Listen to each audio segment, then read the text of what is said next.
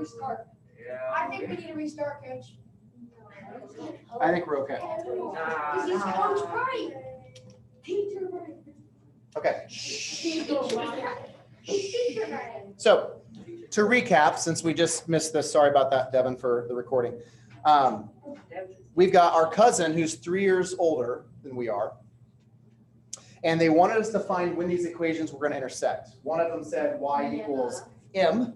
The other one said, or sorry, y equals t. The other equation said y equals t plus 3. I guess they're using t to represent the time or age here.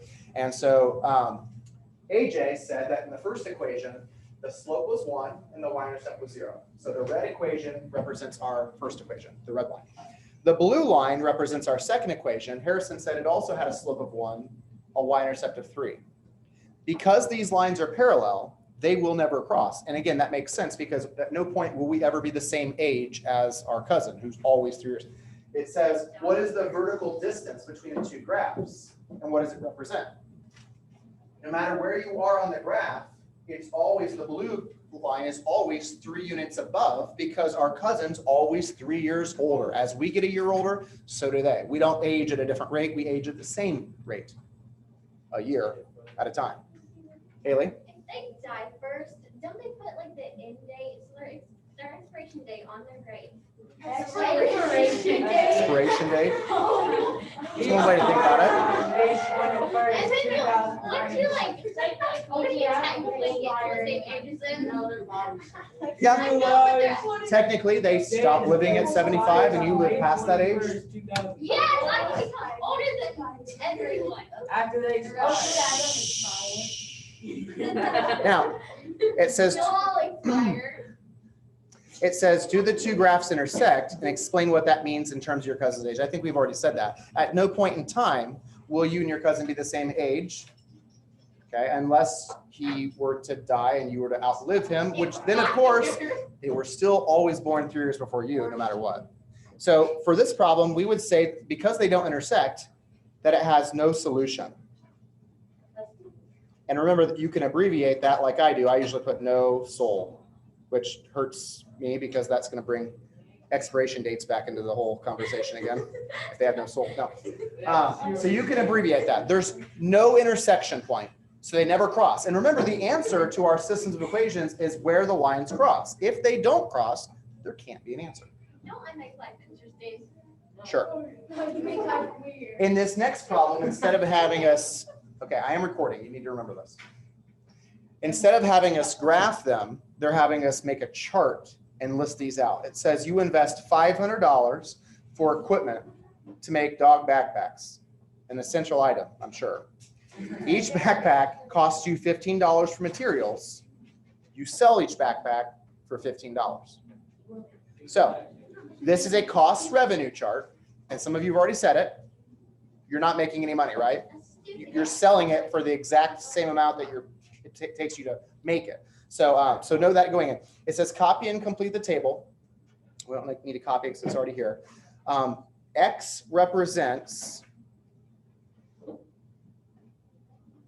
I'm guessing how many backpacks you make.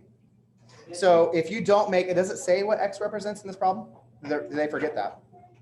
I think it represents how many backpacks you make. So if you make 0 backpacks, you've invested $500.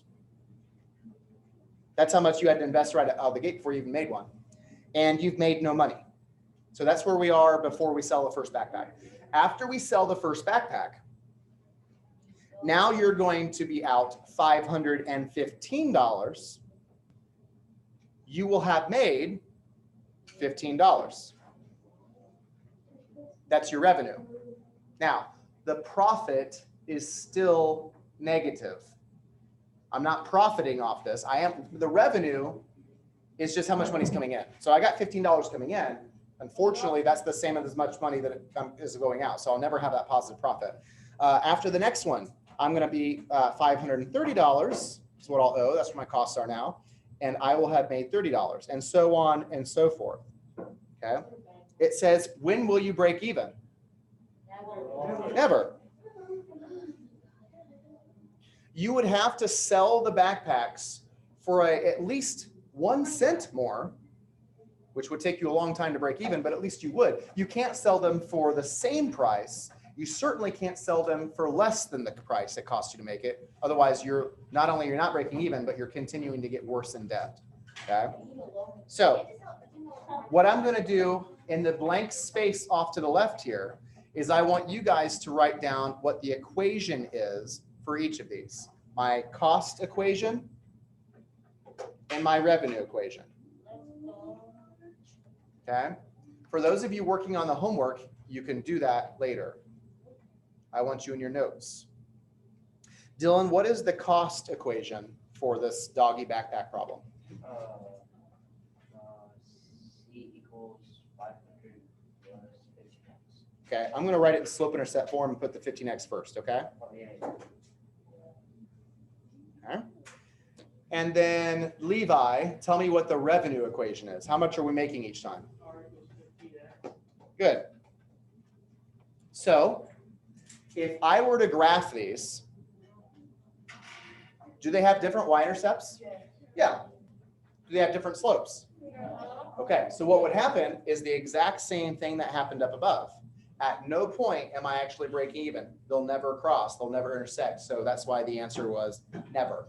I'm always going to be $500 off in debt because I'm never going to, unfortunately, get out of debt because it costs me $15 each time to continue making the backpacks. Yes? If you solve the equations, you get no solution.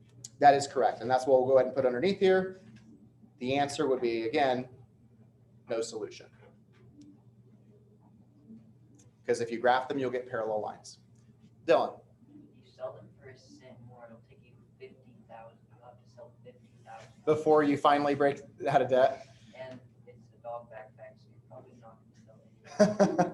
True. Unless you're popular. I think it'd be more cost beneficial to sell them for like $25 or $30. Then you would actually get out of debt. They're selling for $15. Okay, next one. It says let x and y be two numbers. Here are two clues about the values of x and y. For the first equation, it wants us to use slope-intercept form to graph. For the second equation, it wants us to use standard form to graph, okay, using the intercepts. And I'll remind you how to do that because it's been a while since we have looked at an equation in standard form. For clue number one, this is what we know. Y is 4 more than twice the value of x. Who would like to write that as an equation? Olivia? Y equals 4x plus 2. Oh, no, times 2. Say it one more time. Okay, y. Oh, y equals 2x plus 4. That's correct. There we go. I said Okay. it backwards. Now, if you were thinking y equals 4 plus 2x, that's technically correct, but it's not in slope-intercept form because we have to write the x variable before we write that constant. So the 4 has to go at the end. So this is our slope-intercept equation. But if we're going to solve this, remember a system of equations requires 2 equations and 2 variables, but 2 equations here. So our second clue, our second equation, says the difference of 3y and 6x is 12. What do you think it's going to be? 3y plus 6x equals 12. What's difference mean?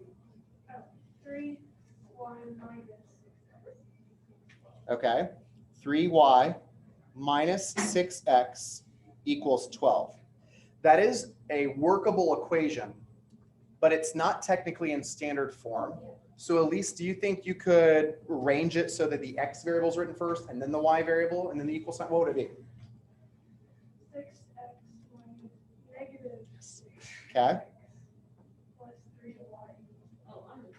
there we go. Nice job. So the way that she wrote it first is exactly how it was worded. And then because we want it in standard form, we want to put the x first, then the y, and then so remember standard form, if slope-intercept form looks like this, standard form looks like this, where the x comes first, then the y, and then the constant comes on the other side of the equation. Now, slope-intercept form is very nice to graph using the y-intercept and a slope. So we would put a dot up here at 4 on the y-axis. Our slope, that m value that comes in front of the x, is 2. So I would go up 2 over 1, or I could go down 2 left 1. That'd be the same thing. And that's going to give me an equation that looks like this. A line, thank you.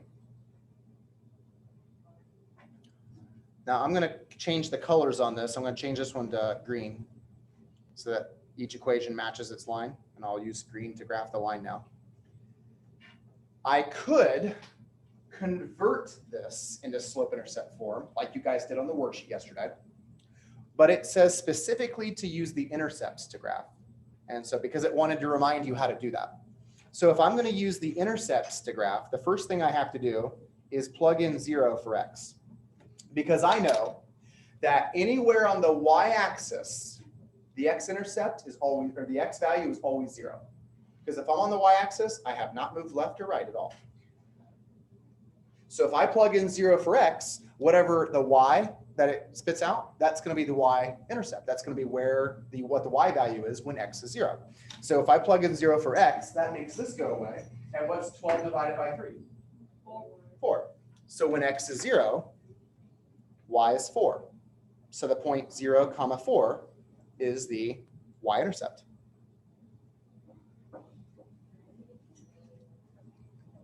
Okay. When I plug in y equals 0, I will find the x-intercept. So anywhere on the x-axis, all the y values here on the x-axis are all 0 because I haven't moved up or down any.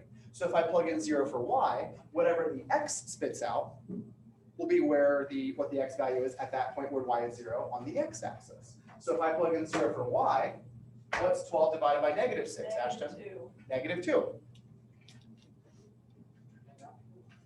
And so the point -2, 0 is on my line. And I'm going to plot it in green again because I said this one was going to be green. And then I draw and connect them. And where do these two lines intersect? They are all solutions. They intersect everywhere.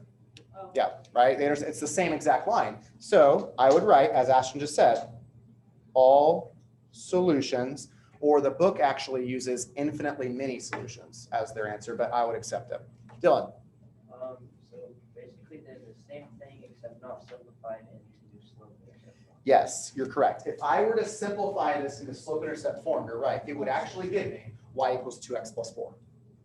So here's what that means in terms of this little puzzle that they called this. There are infinitely many numbers that you can plug in for x and plug in for y and make those two clues true. There are infinitely many solutions to this. You could plug in -1 for x and 2 for y. It would work. You could plug in 0 for x and 4 for y, and it would work. You could plug in 1 for x and 6 for y. It would work. There's infinite number of solutions that you could plug in to make those two clues work for those two numbers. Yes. So if there wasn't all solutions, it would work the exact same, just it would collide. Say if it wasn't all solutions. If it wasn't all solutions, it would either be no solution, so there's not any numbers that work to make it true, or if it intersects one time, like most lines do, there's only one pair of numbers that make it work, and that's normal. Normally, when we solve an equation like this, there's only one pair of numbers that make it true. These are the special circumstances where there's an infinite number of pairs that make it true, or in the example above, no numbers make this true. All right, so a system of linear equations can have one of three answers. It can have one solution, no solution, or infinitely many solutions.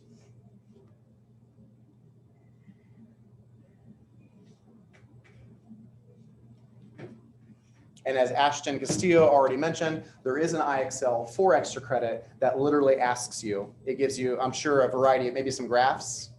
Yeah. Did it give you some equations too, make you Oh, figure no, out? it just gave you equations. It was just equations. And so I'm going to show you how you can tell by look. Obviously, if you look at a graph, it's very easy to tell. If it has one solution, that means it intersects one time. It'll never intersect twice. That means the line would have to curve. That's a problem. That's next year. Okay. So when you graph two lines, one of three things is going to happen. They will intersect one time, not twice, not three times, but exactly once. they will never intersect, or they will always intersect because it's actually the same line. They gave you two different equations like this up here, but just after doing a little bit of work and investigation, you find out that was actually the same equation. If I move this negative 6x over here and then divide everything by 3, I end up getting y equals 2x plus 4. It was the same equation, they just wrote it in a different form. Okay, and that's what it means if there are many solutions. So on the homework tonight, they're going to give you a variety of graphs and just some that where you just have to use algebra. Okay, so there is work to show on tonight's work paper. Of course, you don't have to draw the graphs. And if they already give you the equations in slope-intercept form, that's a plus as well, because then that means I don't have any work for this problem. I could just literally write no work. Actually, that's not true. You would write your answer. So if it's one solution, you're going to write what that point is. If it's no solutions, you got to write that. And if it's infinitely many, you got to write that too. Yes? Can't you just, if it's in slope-intercept form, can't you just tell by the second number? Form is like, yeah, this one. Yes. I know. So I think I've got that mentioned down here somewhere in the notes. Yeah, I do. We'll get to that in a second. So let's go ahead and graph. The first equation, I'll do in red, has a y-intercept of 1, has a slope of 3. Now, because slope is a fraction, rise over run, remember that 3 is the same as 3 over 1. So that means rise 3, run 1. They just reduced it. So rise 3, run 1, go the other direction, go down 3, run left 1. And notability makes it really nice to draw a straight line. Again, if you're doing this on paper and pencil, just keep putting those dots all the way through your graph. Then you can draw the straightest line possible. Make sure your lines have arrows on them because they go on forever, not just the 6x6 graph we have here. The second equation I'm going to do in blue. It has a y-intercept of -3. Also has a slope of 3. So rise 3, run 1.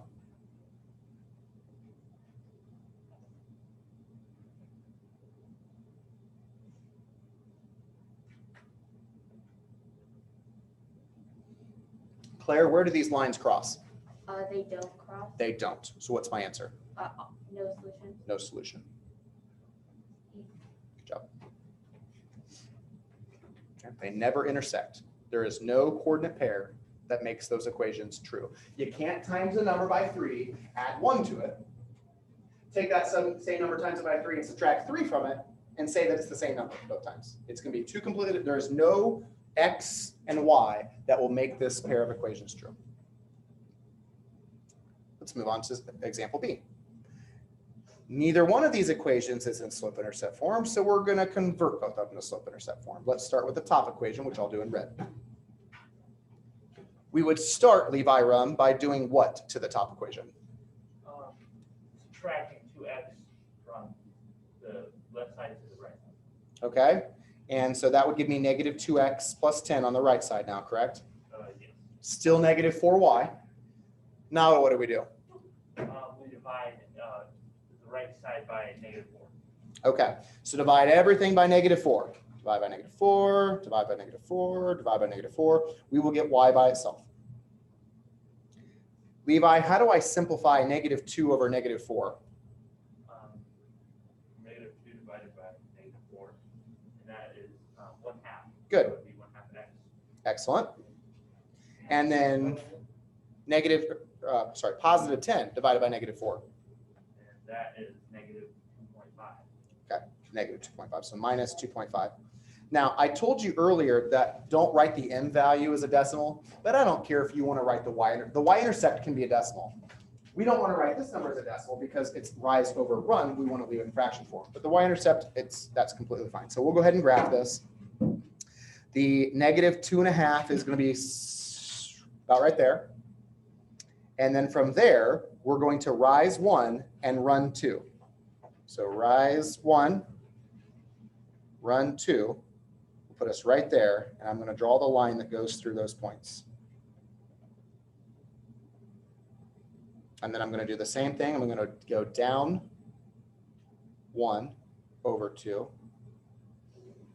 And that should still give me the same line.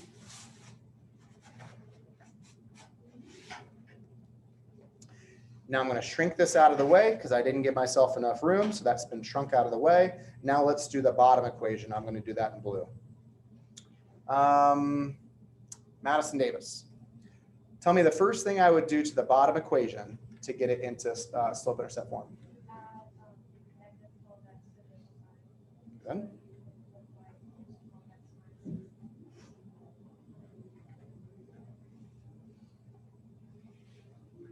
Okay, now what?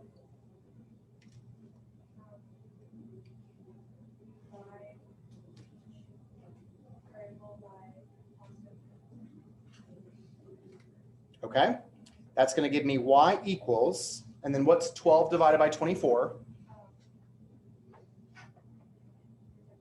It is, yep, 12 over 24 reduces to 1/2. So already I know the slopes are the same in these two. And then what's negative 60 divided by 24? You can give it to me as a decimal.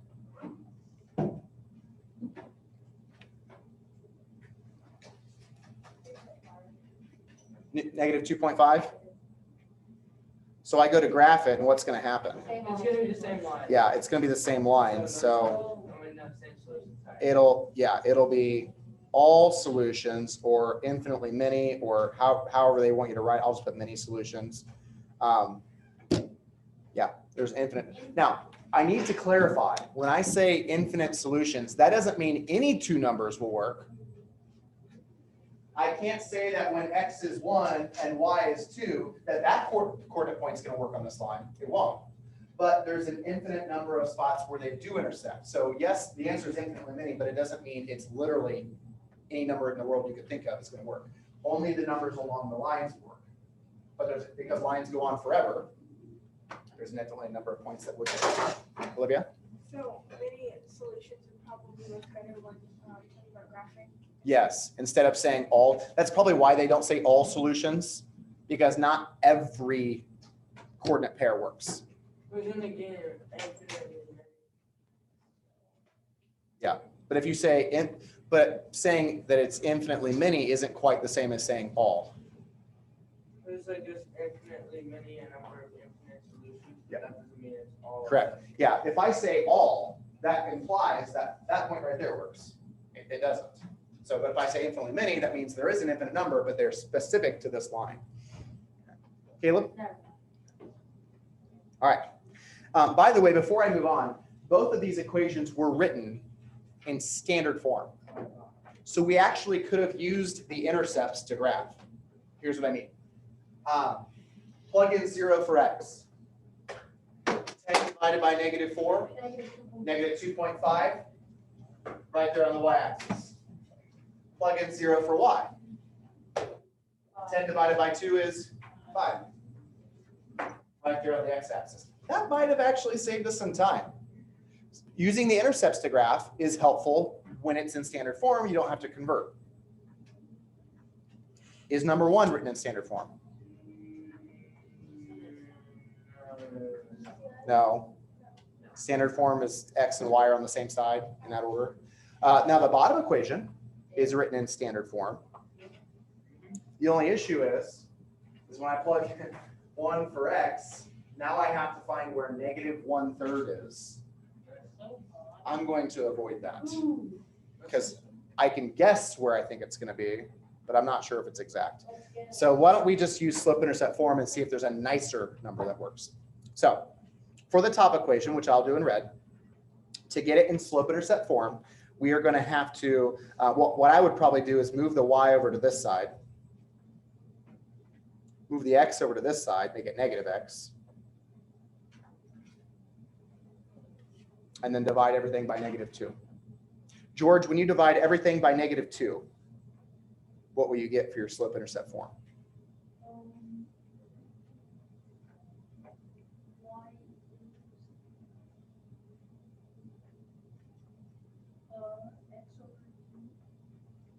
Okay, you could write x over 2, or you could write 1/2 x. As long as you know that x over 2 means 1/2 x, we're fine. Okay, and then what about the next one? Good job.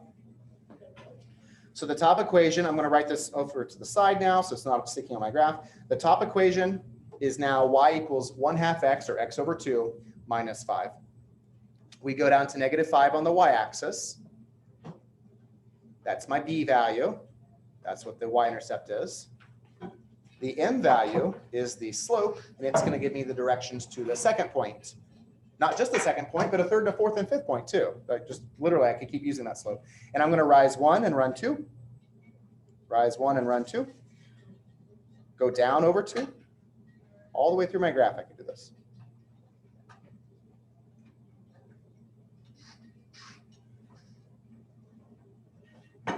Right. For the bottom equation, Haley-Krauss. Let's go ahead and convert it to slope-intercept form. What would you do first? I would, well, you take the y on this side. Okay, so we'll leave the 3y over there. So would it be -2x minus 1? Good. And then we're going to divide everything by 3.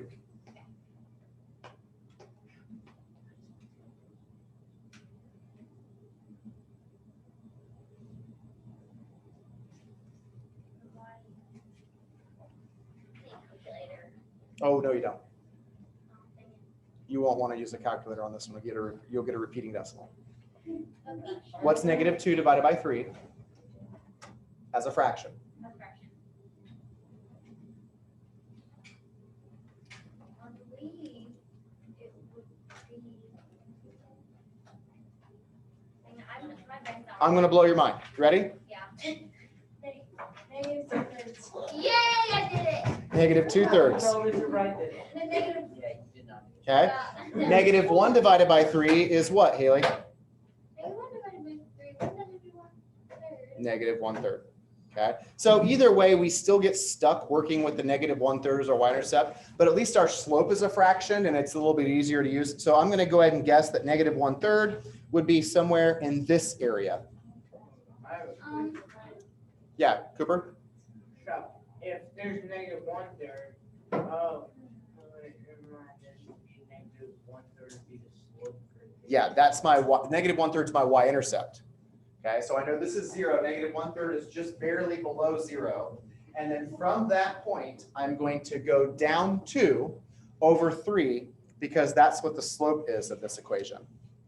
Down 2, 1, 2 over 3 means it's going to be somewhere in there.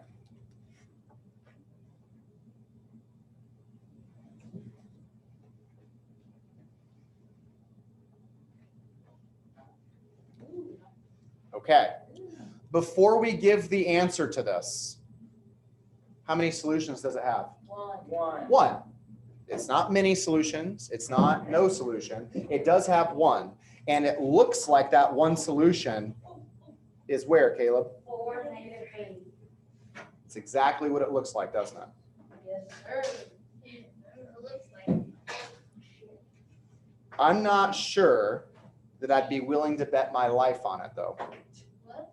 Bet it. What do you mean? Well, here's what I mean. I bet my life on my math. I'm not sure that when I marked -1/3, that's exactly where -1/3 is. It's close, I think it is. but there's nothing that says that couldn't be 4.18 and True, I -3.06. Yeah, we're not gonna get that. So if my method of graphing doesn't give me an exact answer I'm looking for, then switch to one of the other two. Let's use, well, I was going to say substitution only because we've already converted them both to slope-intercept form. So I'm going to write this answer off to the side here. Because we've already converted both of them to slope-intercept form, they're ready to be substituted. I'm just going to substitute that 1/2 x minus 5 in for that x right there. And so we get, I'm sorry, no, I'm not. It's for y. I'm going to plug it in right there for y. Not sure why I said that. So 1/2 x minus 5 equals -2/3 x minus 1/3. And I'm going to solve for x. And if my x is 4, then I know we're good. So we move the x's first. It would make more sense for me to add 2/3 to 1/2 so it stays positive. What is 1/2 plus 2/3? It'd be what, 3, 6 plus 4, 6, 7, 6, or 1 and a 6. We'll say 7, 6. I'm okay with that. That's easy to work with. Okay. When we add 5 to the negative 1/3, it's going to be 4 2/3 because it's already negative 1/3. So adding a third to it gets it back to 0, and then there's 4 2/3 left over, right? Different signs subtract. I'm going to go ahead and write that though as an improper fraction like our other one was. So what's here? I'll write it again. What's 4 2/3 as a improper fraction, Elise? No, because you added it to. It is a negative 5, but when I move it over here, it becomes a positive 5. Okay, so that's where the positive 4 2/3 came from. Cooper, what is this as an improper fraction? 14/3. You should change it to 28.6. No, no, because I only need common denominators when I'm adding or subtracting. And since I'm going to be dividing, It's much easier because me too. 14 divides 7 by 2. so to get x by itself, I would divide both sides by what's being multiplied to the x. I would divide by 7, 6, which is the same as, remember that when we divide, we keep, change, flip? Dividing by 7, 6 is the same as multiplying by the reciprocal of 7, 6, which is, Wait, 314? sorry, the reciprocal of 7, 6. Oh, 6, 6 sevenths. So dividing by 7 over 6 is the same as multiplying by 6 over 7.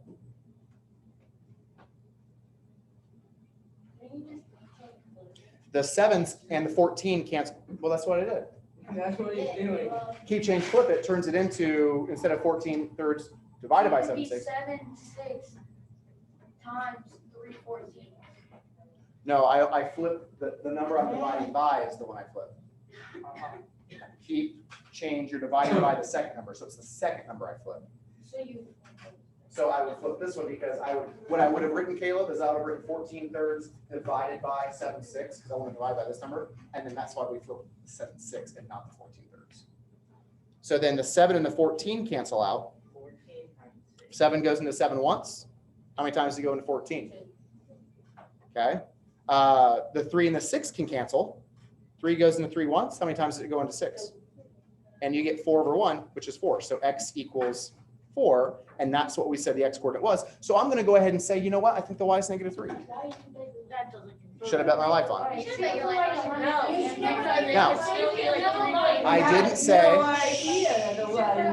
I didn't say that this method was going to be necessarily easy, but it is a way that you could check your answer if it didn't work out perfectly. Now, if you have a graphing software, you could see exactly what the answer was, but we don't have that right now. Yes, Olivia.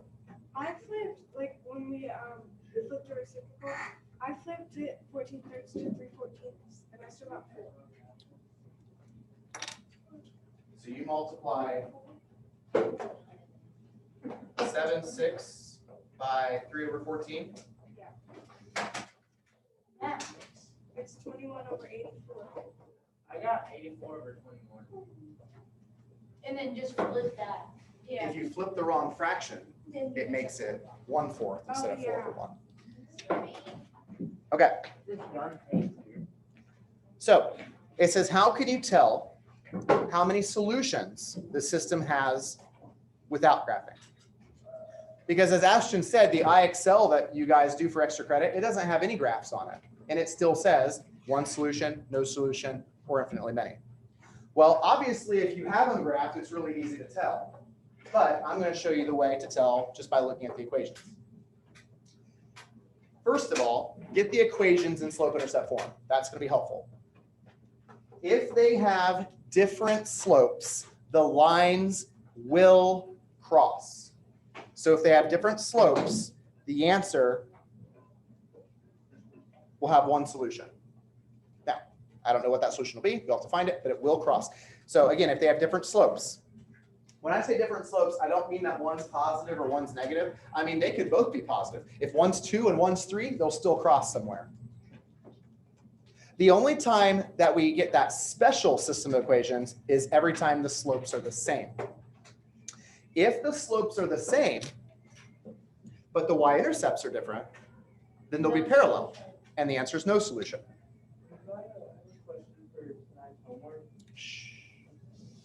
If the slopes are the same and the y-intercepts are the same, now we're talking about the same line, and it'll be many solutions. Can you pull all solutions? Sure. I would accept it, but just know that, you know, the reason the book doesn't say that is, as we explained, not every point works. Yeah. Now, I would like to look at these last two problems, one of them being a homework problem, so we can finish this, and tomorrow we can come in and work on a practice test. Number 20, this is from tonight's homework, says, does the system shown always, sometimes, or never have no solution? Does it always, sometimes, or never have no solution? It wants to know when A equals B, when A is greater than or equal to B, or when A is less than B. Match your answer to the reasoning with the comparison with the A and B coefficients. So here's your system of equations. Let's start off with this. What if A equals B? What does that mean if A equals B? What's going to happen here, Nuche? It'll mean they have the same slope. It will mean they have the same slope.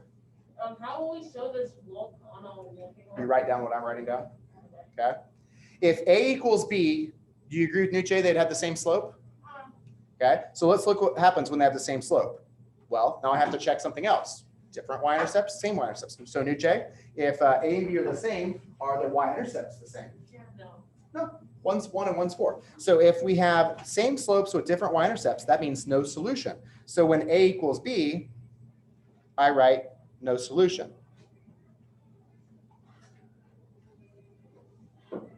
Or actually, no, I'm sorry. That's not what I write. It says, does the system always, sometimes, or never have no solution? This is worded weird. It always has no solution. That's weird.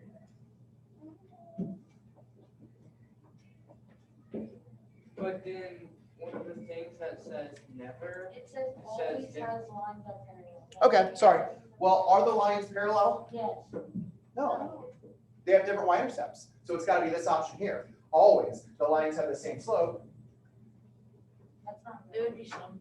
It's always the lines Sorry. of parallel. Because the y-intercepts don't always have. Yeah. Yeah, I said that and then I didn't even check it. Yeah, the lines are parallel because they have different y-intercepts. So always because they have different y-intercepts. So that's not an option.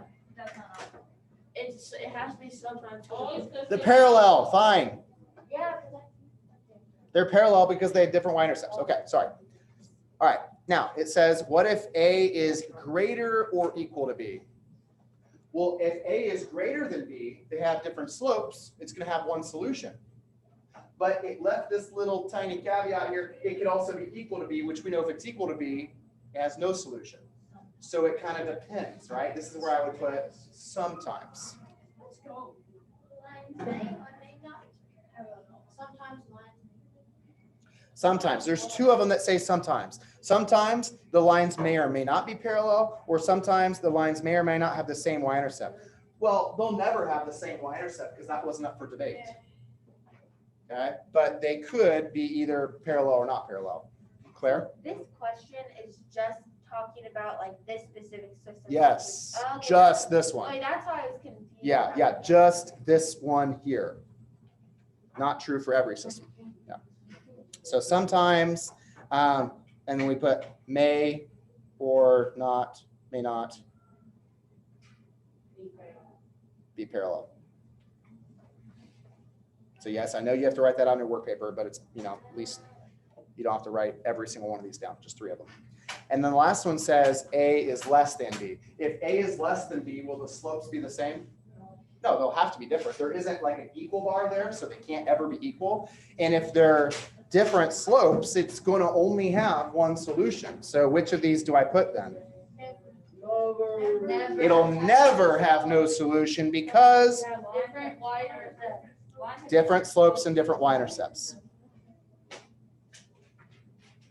Here, I'll even let you abbreviate.